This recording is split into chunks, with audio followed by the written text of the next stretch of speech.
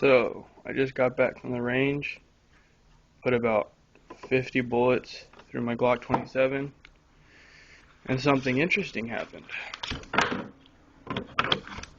I went to go fire.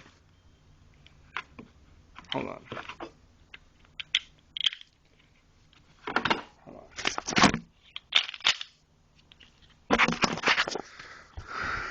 I went to go fire, and this happened.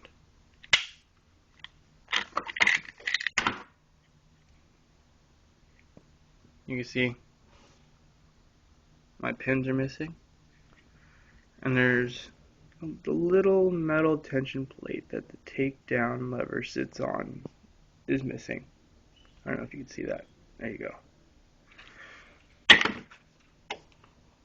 Here's my takedown pin, or takedown lever, sorry.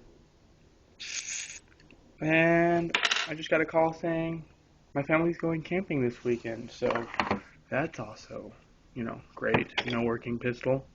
And I'm going camping this weekend, so what a great plus. It's a Glock 27. I believe it's a Gen 3.